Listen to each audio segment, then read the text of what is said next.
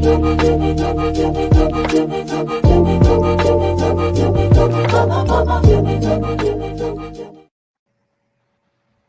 Morning. Hey. I love that music. Me too. Shout out Pretty Timbo chill. Slice.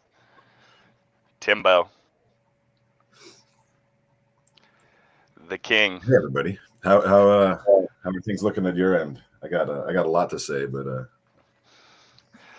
Yeah, everybody things are happy going good. in Gala land. We're seeing a Gala lot of Land. Well, we've been so focused on Gala Collective. Like we've been doing so much with the Gala Collective, which is Gala, right? Like trying to do a bunch of stuff to, help the community and help, the developers and that kind of stuff. So we've been heads down working on partnerships that we're bringing in, working on just website stuff, integration. Shipping, light paper work. Oh, and all the boring stuff is, trying to get all the legal stuff, which is done. Mm-hmm. Well, Nice. maybe there's some. Jesse said we got a couple weeks until he can get it live. On our side's done. Now Jesse has to do his side, which apparently takes a couple weeks. Lawyers. It is the price to pay for doing things the right way, which is I'm okay with eating a little bit of time to make sure that we're. No, I know. I just always, it doesn't matter. Every business I've ever been in, I've always wanted it to be done yesterday. It's like, ooh, I have this great idea. Make it now. And then yeah. And then that's the way it works. I think that dig was that was like a little dig. That's a perfect launch pad for us to start talking about some games. I love it. Let's do it. So I wanted to start off today with a little bit of stuff on Poker Go Play because I keep looking at it and being happy with it. There's a lot of things that I like about what they've done there. I really like the earnings mechanism. I like the fact that it's just a poker game. They haven't done anything to change that. They wrapped up week 9 at the beginning of last week, and it was a winner takes all week that we kind of talked about. Where there was just going to be one sweepstakes entry that got everything. This past week they went back to multiple winners. There's 60 entries that are going to receive 3,500 Gala, and then 2,000 entries will get 70 Gala, according to the published statistics. But they were also doing a lot of other stuff. If you played 15, or if you got 15 wins, if you won 15 hands last week, they were distributing the common Carl Hero card for the Walking Dead Empires, kind of as a run up to this week's playtest launch. And that was there. I've heard that there were a couple like hangups and glitches, but most of them due to people not really tracking their wins or the right way. Most people that as soon as they got 15 hands, or very shortly thereafter, it just was dropped into their wallet. So that was kind of a neat thing to hear about. And they also continued to do the Wednesday night play sessions, which I think is a really great way to squeeze extra value out of the game. It creates a scene that's like more community oriented, where they're just kind of playing poker and then chatting about things that it would relate to the ecosystem, depending on who they have on. They had Louis King back again. He's one of the Gala music artists. And this week they brought in a few members from the community, including Classy, the streamer, and he apparently romped them at the tables. He's kind of good at everything, apparently. So definitely watch out if you see him at your table. Don't take him lightly. Oh, I can't wait. I'm gonna specifically put together a tournament to play against Classy, and I'm gonna take all his money. I will watch that. That would be sweet. Common Ground World. They had the last two.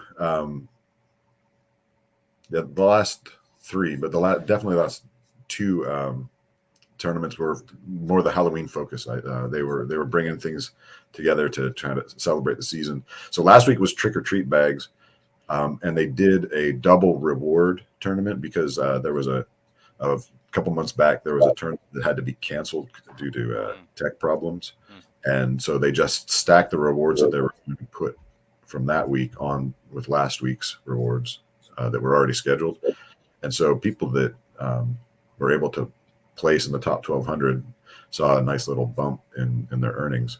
I'm particularly, I had my best finish in ages last week, so Nice. that was really nice. Yeah, satisfying.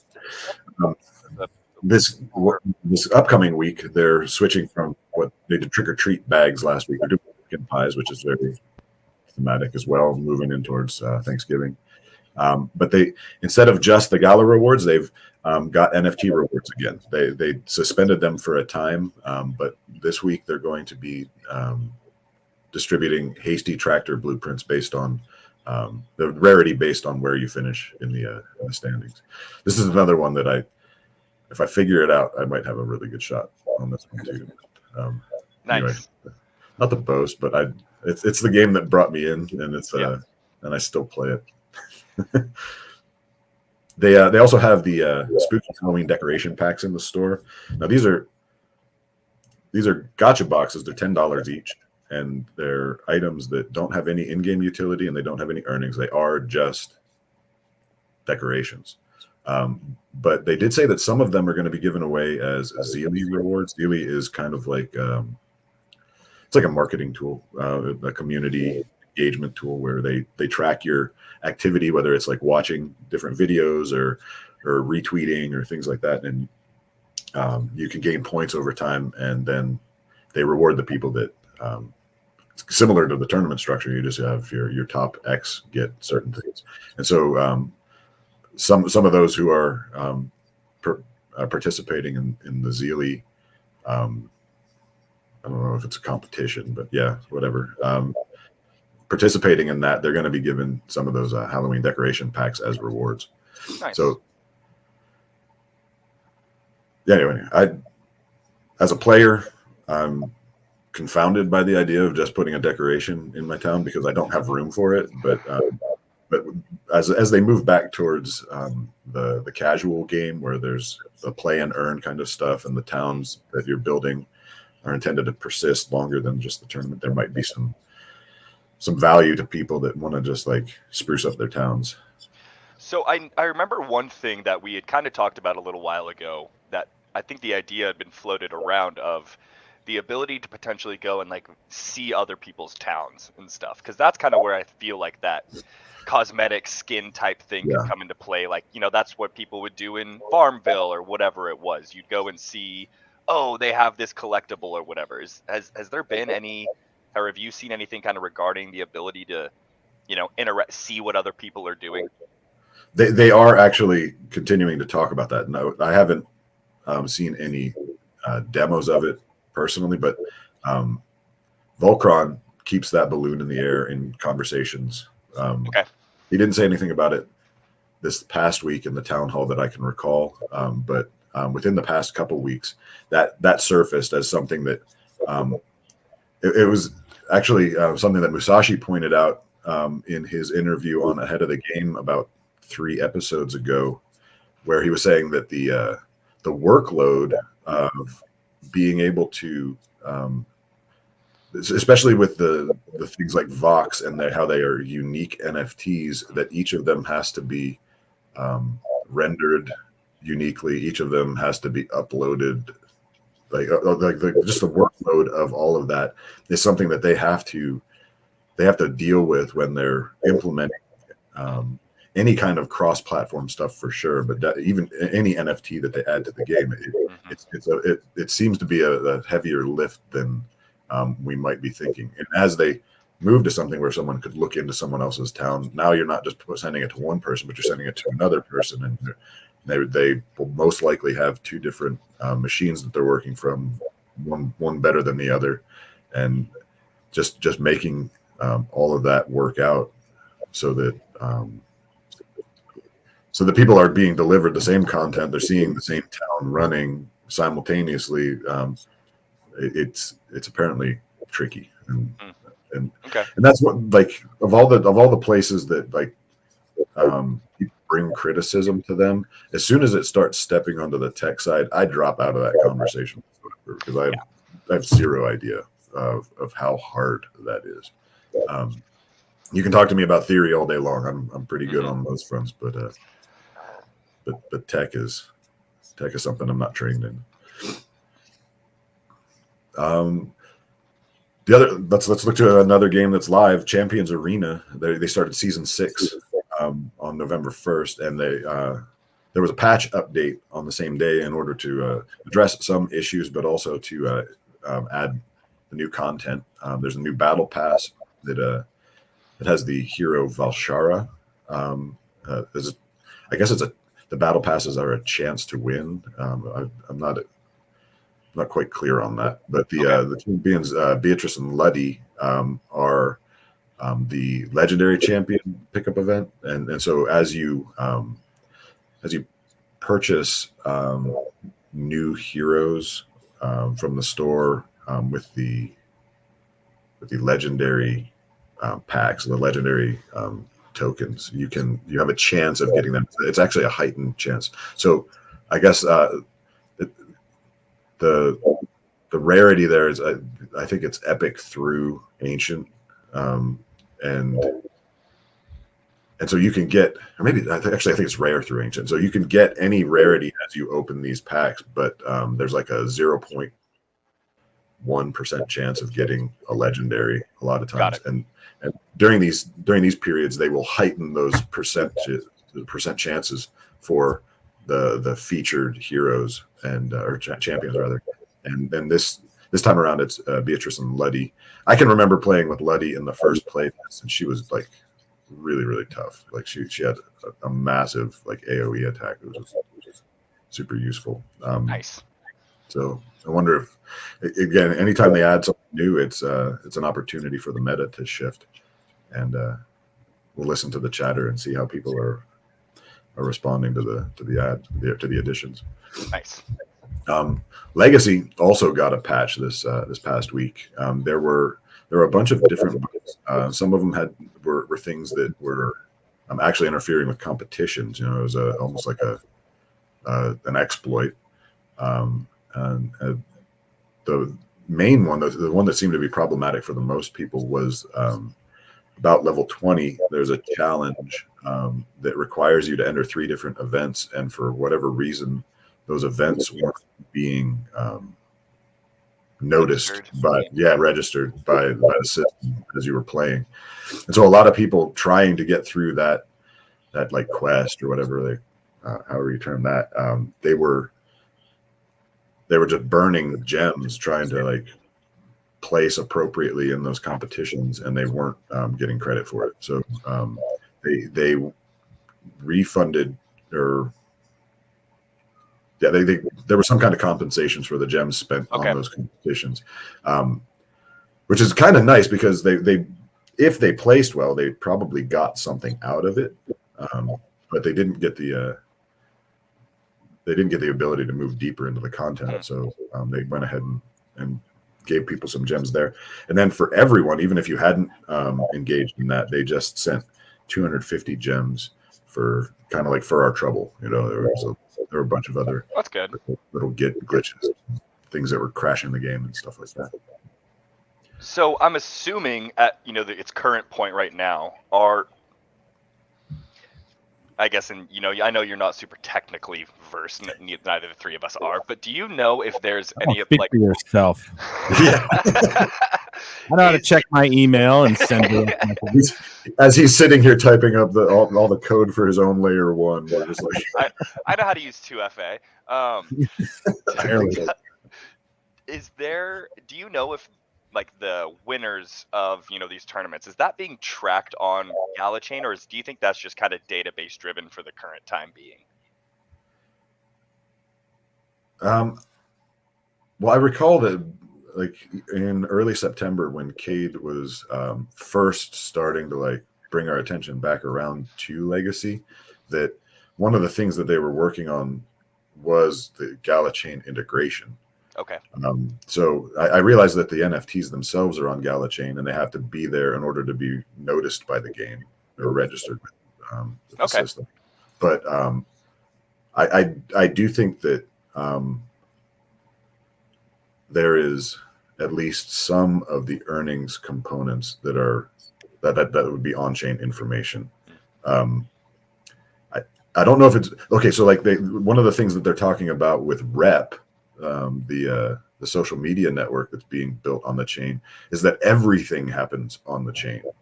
I don't know if every last in-game action or transaction registers on the chain. I would kind of doubt that also. I think a lot of that is meant to be like either processes hosted by your own machine or something that server side they just it's just database recorded or driven. Yeah, from what I understand, this is me talking to McCarthy, so I'm assuming there's a lot of stuff Yeah. that's very similar in that sense. Is the NFTs aren't going to hold all the information on the NFT itself. The NFT is going to be utilized there. There's a ton of stuff that's internal database driven that it's going to tie to, and the NFTs will tie to that direct database. So, and this was contrary to my belief that I thought you could push everything all on chain. This was a while ago, but there's so much data that they're pushing it. Most of the stuff is database driven, and the NFTs are just looking at that internal database as well. So, well, this kind of like launches into the next topic with the Walking Dead playtest coming up. The public development demo is on. It's going to start on Wednesday, the 8th. What they're doing there is they're going to allow persistent build. So ideally, they're going to be able to keep the game live from now on, or from Wednesday on, and if something would happen, if they need to bring the servers down, or if they need to completely rebuild a part of the game, you're still going to keep your experience for your heroes and your currencies. So experience and renown. Renown, I think, it's another qualitative feature for your hero. But as you're playing the game, those are things that are addressing your NFT in game, right? So like all of the stuff that you build, your base, all the stuff you craft, your weapons and stuff like that, that's not something that would be represented on the metadata of your hero NFT, but your experience is, and your skill tree is, and so those things are what really need to be tracked on chain. Those are going to need to. They're going to be valuable to have that information imprinted. So again, like you'll be able to make a shovel, or I guess I don't even know if you use shovels. Make an axe or make a pickaxe, and that's not going to have to be a blockchain transaction, because that's something that's going to break in a little bit anyways. That would be almost like an unnecessary lift for the chain. Someone pointed out to me yesterday that it's interesting. It's neat to see that they're about to launch something that doesn't have a node pre-sold for it. So this is all going to be Gala chain handling this, or like the Gala chain main net, I guess, rather than one of their branches or whatever folders, or So it's So there's no. I'd imagine, based on the success of the game, they might be able to justify a node network for it, just because of what we've been learning through the recent tech development news, that the chain being able to compartmentalize all these different workloads so that they don't have an impact on each other. It would almost make sense for everything to have its node structure.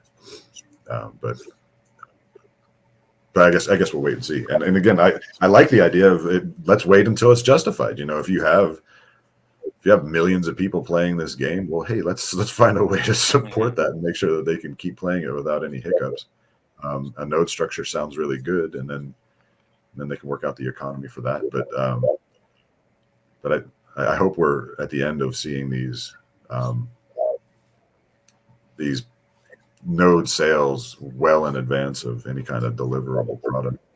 Yeah, I'm happy to see that they're, for them, kind of working backwards almost a little bit, which seems, let people experience it. If people really love the game and there's an ability to support the network and support the server, that's no different than, people buying servers for games like DayZ or Tarkov or whatever it may be, because they love the game and they want to stand it up and potentially be able to earn some monetization off of it. So I like that, and I'm happy to hear that the persistent like the experience and stuff on your NFT character is going to start being recorded, because that's where the whole potential for a secondary marketplace actually exists, right? Is being able to, hey, I leveled this up. This is at level X. If someone wants, to not start at ground zero, here's an opportunity to get in at a higher level or whatever. So I want to be careful with that. I don't know for certain if it's going to be instantaneously updated on the metadata. But the point is that is why they have these NFTs built this way, so that you can adjust the metadata. Okay. That you're not just selling a level 1 Carl, you're selling a level 100 Carl, and that obviously is going to command more attention because of the work put into it. Exactly.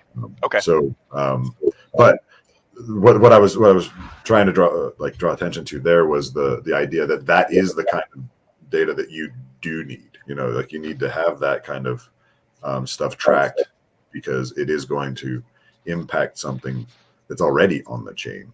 And so to just track that data on chain and then have it ported in and saved on the NFT, however that actually works. I'm thinking about like pressing record on my tape deck or something like that. There you go. Anyway, dude, bro. I didn't say 8-track, so we're okay. I won't date myself. What's an 8-track? Nice. Hey, first car I drove had a cassette player. I mean, I was. That's as dated as I can go. My first car had an 8-track in it. It was a 76 Super Beetle. And no, it wasn't brand new when I bought it. Oh, okay. Yeah, whatever. I was like, yeah, you would have bought that when you were like a year old or something. Like. That's funny. And yes, I would have been a year old. No, I wasn't even born in 76. I didn't even know my own birthday. What? I'm older than you? Yeah. I'm not the old man in the podcast. Oh, that's great. Now I feel better. Cool. Well, let's talk about games so I don't get depressed. Well, if Jesse was here, we could talk about record players, because I think that's what he used when he was, growing up.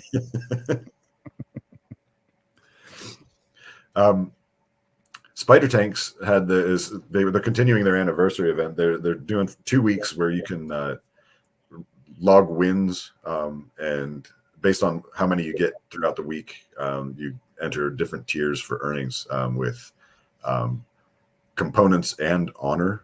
So that's good. This is a good way for people that are just starting to rack up some honor, so that they can improve their earnings, and they can also nab a bunch of components at the different rarity levels to be able to improve their tanks. As a part of this, they ran a 9-hour Spider Squad episode that was 9 hours. 9 hours. So that was. I hope they had fun with it. It wasn't just this like mandated marathon. But yeah, right. It was 9 hours long. Yeah, it was crazy. Other news, they returned the supercharge feature, and they made some adjustments that, as I was looking it over, I was like, they're very agreeable in regards to just being a stable addition to the economy. Not that Spider Tank's economy is particularly stable, but the way that it works, it no longer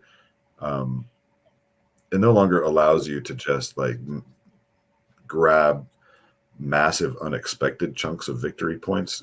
It will allow, if you have a certain number of wins in the day and your victory points are coming down because of the depreciation, the diminishing returns daily for each of those parts, you can use the supercharge, and the next 5 games that you play, if you win, you'll receive the same victory points as if it was your first win of the day. Okay. So, so you still have to win, and so again, they're going to have to be on the lookout for the win traders and things like that. But it's only 5 games, win or lose, and of those, the wins will register as if it was the first win of the day. So if you pull the supercharge on your second game, you've kind of blown it because you're still earning a lot of victory points at that stage. So depending on how much you like to play with a specific tank, if you get to the like 5, 10, 15 wins range and then you play it, then you turn the supercharge on, you have a chance to get far superior earnings from it. I'm sure there's a mathematical sweet spot for it. I haven't crunched the numbers on it, but a lot of people will be able to take advantage of that, especially if they are. Sometimes the system really like works against you. So if you can see yourself going on a hot streak, pop that and see if you can get your wins out. I see there. It's interesting that you can't use it as a part of a party. So you're kind of rolling the dice a little bit, hoping that you get a good squad. Yeah. Because, yeah, that's exactly what it is. That's what it should have been all along. This is a feature that should be based on the individual without a means to to capitalize on certain in-game features that it's almost like cheating. And in some ways it is cheating. Win trading was definitely cheating. Like people that are trying to stay in deity by just swapping wins back and forth so that they can grind their victory points without going down in rank if they lose. That was something that they had to address, and a lot of people got banned for that. Another thing that they did this past week, which was super exciting for me because I had a bunch of tanks that were all at level 29. They gave perfect tank upgrades to everything that was on Gala chain, and if you had a tank part that didn't get upgraded, they're being very very clear about the fact that they know that some of them slip through the cracks. But all you need to do is talk to them, and they'll take a look at your account and they'll address the specific tanks that didn't get upgraded. What's really neat about this is the last 2 times that they did adjustments, they gave you a perfect reroll, and then you had to buy the upgrade. They just gave you a perfect upgrade this time. So they absorbed the component cost for it, and your tanks just went up a level, and it was a perfect upgrade. So that was I think that was last Tuesday.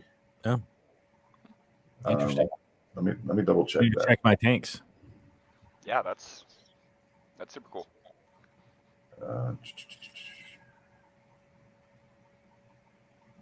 Perfect upgrade 10. It was Halloween, so okay, yeah, nice. On Tuesday.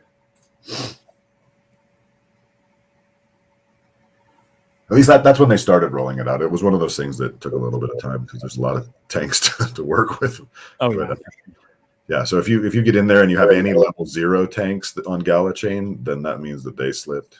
That's an obvious, easy one. But you might be able to, if you were playing with a tank that you knew was under leveled and you saw its level week in, week out, then you can just talk to them and they'll take care of it. I don't know if it exists, but something that would be really cool from a user standpoint, especially with things like this, or just for your own records, like if there was some sort of like upgrade log or something that you could look at, for each of your tanks that went into, hey, this is at level, when you went from level 13 to 14, you got, this level of upgrade and use these component parts. That way you could, kind of track over long term. Okay, I got this tank all the way to level 30. Okay, what does that look like if I want to do it again? Right, and you could go back and look at your previous record. Yeah, that would be super helpful. Just being able to, so that you're not either forced to like gather that information elsewhere or try to remember. Like when I sit there, like, okay, I took this common to level 30 and I was breezing through it as fast as I could. I don't remember how many of those upgrades were perfect and how many I there's only like 1 or 2 tanks that I like was willing to accept great rerolls and stuff like that. But that'd be interesting. Some people do. Everybody had their own different style for upgrading their tanks. Yeah, I love the purists that are like perfect only. I'm like, you guys are either whales or you guys are dedicated. That's great. I took greats all the time. I was like, screw it, just go for it. Really, it came down to when you looked at like the return on what you were getting from it. It didn't make sense for the the chances you were going to get a perfect to go that route. Like you spent way more trying to get a perfect than what you were going to get out of it in the long run. Well, and it depends on what rarity you're starting with too. Like people starting at a common, you need to take perfects, or you need to hold out for perfects, because your re-rolls are costing you like 1 scrap or something like that. Yeah, I was talking mostly on ancients, or one bolt or a couple scrap metal for re-rolls, and that kind of thing. Like if you don't hold out for the perfect, then you're handicapping yourself in the game when you get to the point where you're playing against people at the same level who have just better stats than you. Yeah. You know, it doesn't like. And I remember they were bandying about the idea of being able to go back and re-roll things that are already imprinted on the tank. I don't know how that's going right now with the kind of stagnation in development that we're seeing. So I'd imagine that that's also not too high of a priority compared to the other things that need to be addressed. So it would be nice to see something like that, but there's a lot of other stuff that I'd like to see first, and hopefully, I think the rest of the community would agree. There's some things that really need to happen, but it's kind of out of our hands. Yeah. Jason Hughes continues to post in the Mirandus general chat of his tech updates every week, and it's, again, I probably compliment this each time we talk about it. I'm just impressed with their consistency, his desire to keep the community engaged with what they're doing. You know, like just that even if we don't see any kind of like amazing thing from a player perspective, there's always something that they've gotten done. You know, these guys are actually doing a lot of work all the time, and so for him to be able to like pick and choose some things that mattered in his eyes, and then just kind of blurt them out to us, whether or not we know exactly what he's talking about. One of the things that I could extract from this is that they're addressing what drops when you die, not just you, but also the NPCs. So like if you're going to be able to pick up things from the environment,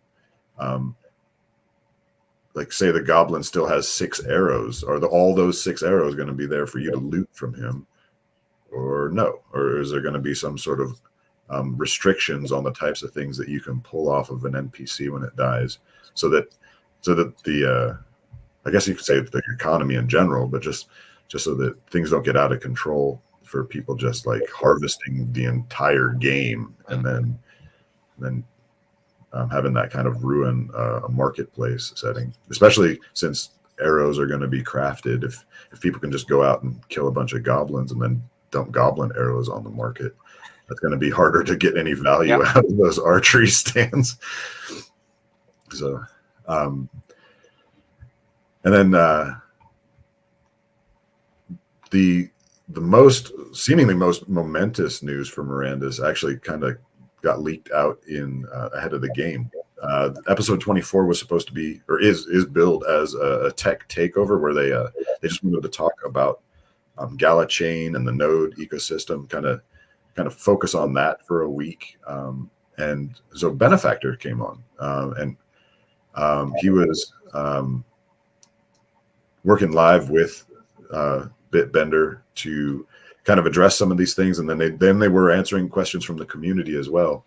I don't know if we want to dig in on the tech stuff. There's a bunch of stuff that they did address, but game wise, someone from the community had asked a question about something that brought them to the topic of The Walking Dead and its persistent build, the public development demo, and suddenly out of nowhere, Eric said that they're going to be doing it this way for Miranda's as well, so that the next Miranda's playable will be persistent, and that things that would affect, and I'm kind of like, he didn't go too deeply into it, but just like what we were talking about with the Walking Dead NFTs, if you have something that is NFT related, like an experience thing, or some sort of skill progression or something like that, it seems like those, whatever you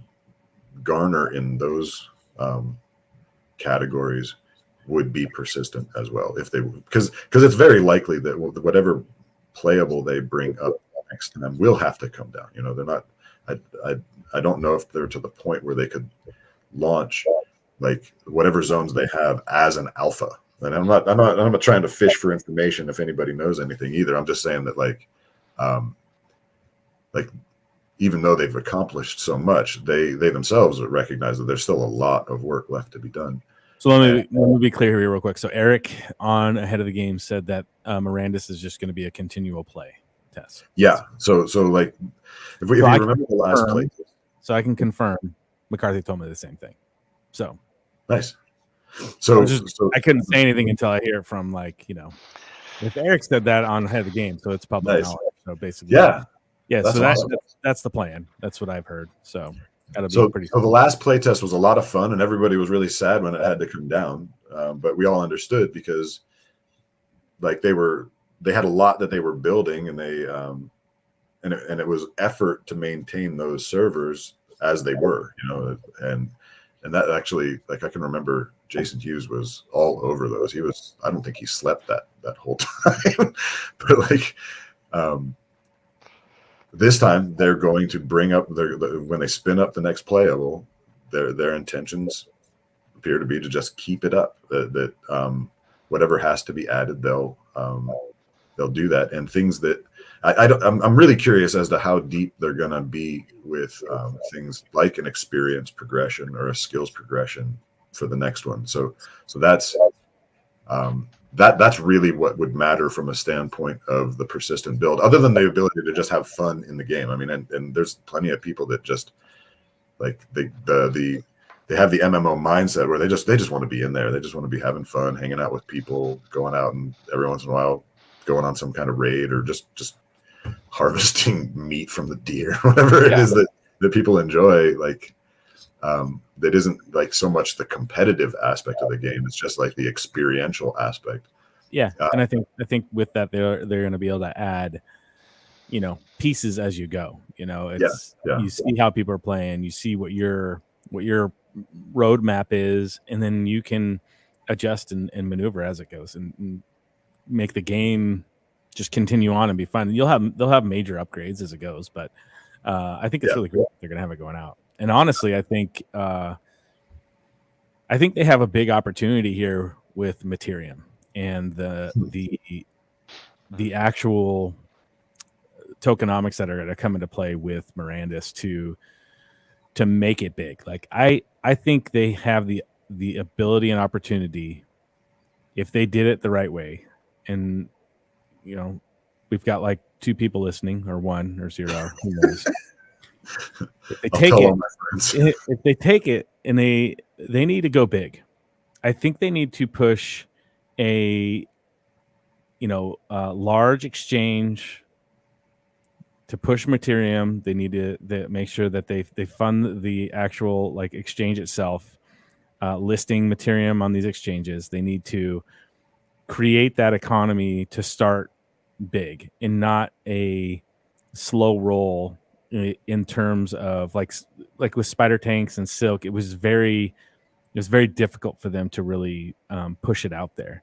I think they need to put the time and effort behind it to get it to the markets and get it in the markets first and foremost, because without that end of the economy, it makes it difficult to really push forward the entirety of how you're going to roll it out. So, listing it on major exchanges probably won't be Coinbase, but you like a Huobi or a OKX, you get it on those exchanges, you set up liquidity pools, and then, see that economy be able to grow, because there's 2 parts of it. It's the in-game part, and it's also the outside part. The for sure. Where it's traded, who's buying it and selling it, how does that work?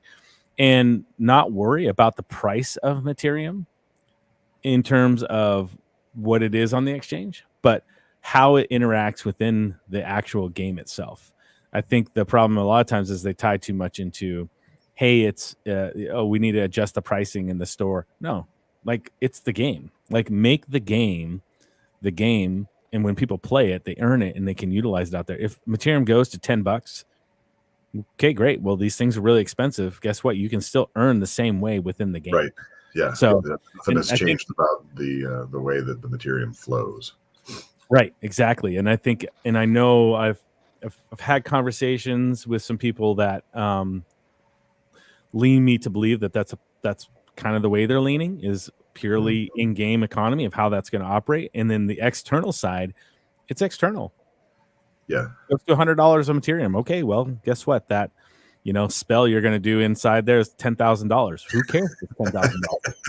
You can still earn that Materium within the game to create that spell, right? That's the idea that's going to come through here. I hope they can see that in all 0 people that are listening. I hope they hear that because I think that's going to make it hum. That's going to make it go. So there's a lot. They've got some work for themselves because Materium is already out in the wild as an ERC20.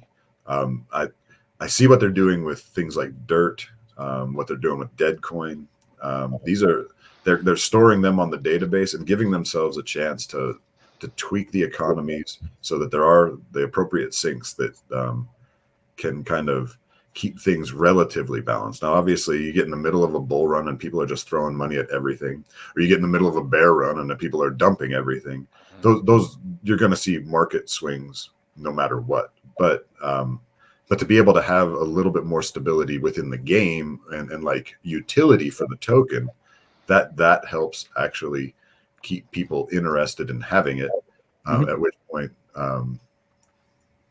your volatility wouldn't be quite so great if. Yeah. Well, and the thing is if you have an actual real economy with sinks and places to spend it and how to earn it internally, it's going to run itself. Yeah. The idea that this token outside of it can create its own hype and bring players to the game, I don't think they realized that from the get-go, right? Yeah. Townstar was being played a long time before Town got listed. But anyways, it's interesting. Yeah, there's kind of a both sides can feed each other. That like the exchanges are obviously going to be fed by the players who are trying to get some money out of their earnings, but then the people that only know the exchanges and all of a sudden they see this new token with a bunch of volume, they're going to be investigating, and then they find out that they can play the game and get some of it without actually just necessarily dumping money into the market. That's the thing, right? That's instead of just and play a game and play a fun game, right? Like Spider Tanks, I feel like that was a ball dropped on Spider Tanks as well. It was too restrictive instead of really promoting both ends of it in different aspects. Hell, you got the gameplay, you get to earn it. Guess what? There's a token on exchanges that you can actually go out and buy it and come in and buy a tank or do what you need to do. Yeah. So yeah, hopefully they learn some things. I'm available for consultation whenever you want. Just give me a holler. I'm not cheap. Do I see any hands from the crowd? Yeah, I think someone's interested there. The rest of the ahead of the game, it included an interview with the lead developer for Gala Chain and the product manager. That was Jacob and Rhiannon. And that took up a bunch of time. The section with Benefactor was almost an hour, and then Bender started racing through the game updates. But he did let us know that Legends Reborn they currently have an internal playable build, and they're working out the kinks for that so that they can get it to the public as soon as possible. And they're also working on their Battle Pass feature, and Bitbender said they have a library, or they're working towards a library at this point of 250 cards, which is pretty complex for a launch of a CCG. No kidding. But I'm just glad that they got it internal, and they hopefully are going to push that thing out. That was a absolutely game that a lot of people were looking forward to. So. It's an exciting way to interact with your card game. I love the 3D and the battle action that you see. It really was an animal all of its own as compared to the other things that are out there like Hearthstone or Gods Unchained or things like that. That you see the cards play, and there's some effects, but here you have actual like creatures that are moving, and I don't know. I just saw that as a unique iteration of the model. Yeah. 100%. Common Ground World, Bitbender also let us know that the light paper, we should be anticipating it very soon, and they've put some updates in there that weren't in the read through, so maybe some adjustments to the language, either to clarify. The light paper that was supposed to be out a month ago, 2 months ago. Is that the one you're talking about? Well, he did a read through of it, like Okay. they had it all like prepared. They did a word for word read through on the Common Ground World Town Hall 2 weeks ago. He read through the whole thing, everything word for word. How long? That was about an hour. Yeah. Okay. And then, but they did make some adjustments to the language, and apparently this is going to include a roadmap as well, which was what people were really clamoring for, because they're seeing these things and they're like, well, when can we expect to see whatever these features are that you're talking about? They keep reminding us in the town hall meetings that their primary focus right off the bat is the guild structure, which is all going to be based on the Townstar nodes and them becoming the Common Ground World nodes. The tokenization of the nodes is going to happen first, and then you're going to have that opportunity to upgrade a node by burning another node token, and yet within that, from that on like the kind of the back end, the in-game effect is going to have people pooling together, being able to use assets from one account in the guild library. There's going to be certain bonuses that are given to guild members based on NFTs that the guild owner holds. So this is how they're going to, at least initially, get utility out of things like the farm bot, the trade bot, and the boom bot. That they don't have an in-game function for them as of now, but if you have them, they'll be logged as a part of your guild structure, and they'll impute bonuses to guild members. And those bonuses haven't been like fleshed out at this point, but I think they're going to have them be related to the particular type of bot. I don't know what they're going to do with the boom bot other than like blows things up faster. But it'll be something completely different. It'll be cool. That one will have to be a little bit loose in regards to its and to how it connects with the name. But the trade bot, I mean, there's thing maybe that makes things, you get more money or more stars or something like that with a trade bot. I don't know if there's enough of them in the wild to justify having that affect the star values, because that really would shift the meta game. But I know we're running close, but I just have a couple last few things. Dragon Strike continues to roll out new heroes. So they are building content in a way. There's a lot of people that are chomping at the bit to see more as far as gameplay content. But they're adding new heroes that provide a new dimension as far as like what teams would be best in certain circumstances, as they some of it can affect the arena, but definitely things like dragon strikes, where you have a dragon of a certain color that's weak to a certain other element. So if you stack your team with that element, there are some that are going to perform better than others. So as they release these new heroes, there's opportunities to improve how you can perform in those dragon strikes or in the tournaments. And I'm not, when I say tournaments, I don't mean the arenas.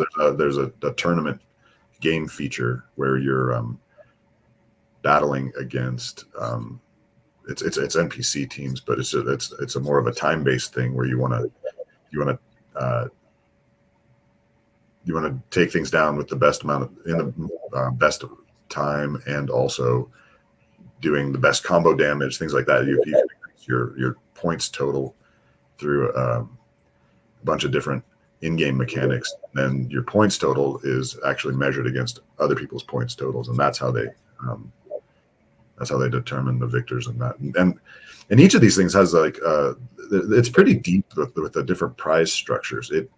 It's the earnings aspect of it is it's difficult to get in because you do have to pay for stuff. You're gonna have to really get your heroes leveled up all the way, and then be good at the game at the same time. You're going to have to understand the strategies. You're going to have to really grind at the arena in order to be able to earn from it with the Gala tokens. But as far as progressing in the game, there's so many different ways that you can just like log in daily and accomplish things. So I'm hoping that they pick that up soon and really start to do more with it, because it had a bunch of people playing it before it ever came into the Gala community, and there's more that can be done. We're just waiting to see what they do.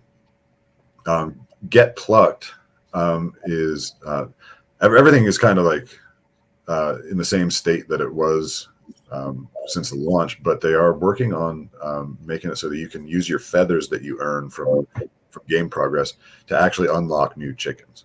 That was the intent all along. That's going on right now. We don't know exactly how far along in the process they are, but that's what they're focused on right now. And they rolled out a new website look. So the update to the website kind of made it. I think we can all agree that it looks nicer now. It is you don't have your inventory page like readily visible. You have to click on your the icon, your account icon on the top left, and then you get a drop down that has your inventory page in it. But it is it looks better, smoother interface. Yeah. One of the things that I wanted to point out is that Fortitude, Battlestar Galactica, and Grit are all on the games page still. They didn't drop them. So, nice, Mylan. Yeah. So anyway, those three games are still on the games page. So we can hope that we'll see progress from them, or at least there's some kind of announcement about things in the near future. But we still they're very quiet on those games. And then Eternal Paradox and Echoes of Empire, they're still their communities are still chatting about things. Echoes of Empire is constantly like posting new art. They did an art upgrade recently for the humanoids, the characters in the game, and personally, I like the new art style better. The old art was a little bit jarring for me, but that's merely personal taste. But they have been constantly pushing out new, just pretty things. We're waiting. Yeah, well, I mean that's the long and short. Everybody's liked their art for EOE has always been talk of when they started from the get go. That people have loved their art all the way around. So I liked it. The new stuff's great. I mean, yeah. There was one little blurb for. Oh wow! I thought we were gonna make it. Nope. A little blurb on the topic of Eternal Paradox. I think it was Hendrickson that posted it. He just said that that they're getting really close to telling us something about that. It's like, I don't know why you say things like that. Like anytime any of them say like, there's so much that I want to tell you, but I just can't. I'm like, I don't even think we should talk about that on our cast anymore. Like if they're like, oh yeah, we're gonna take no. Like just we need to keep it to stuff that they actually tell us. Well, either is or it isn't. That's kind of why I'm broaching the topic. It's like we do get this all the time, and it's I don't know what kind of anticipation they're trying to build with that. It's at this stage, it's more grating than it is exciting. And they are doing stuff. Those are the point. Like it's not like Eternal Paradox got forgotten about. Everybody's eager for that one. Echoes of Empire even more so. I've seen some people that put an argument up that Echoes of Empire has a chance to be bigger than Mirandus as far as like the type of community like that plays those games. interest. Yeah, the community interest in Echoes of Empire could really drive it to be something big. I'm interested. I'll definitely be there in the midst of it, so we'll be able to tell you all about it. But in the meantime, we got to wait for them to deliver it. Yep. I think that's all we've got for today. That's a lot. That's good. Yeah. Appreciate Cool. the time. Yeah, that's great, guys. Well, yeah, I think that's a great stopping point. We're a little over our estimated time window, but yeah, no, always over. Somehow we're gonna have to figure out how there's to a get lot it. we covered today, and yeah, we'll have a wrap up article posted this afternoon, kind of going over everything we touched on today. So stay tuned, and you'll see more. All right. Thanks, guys. All right, everybody. Take See care. you, everybody.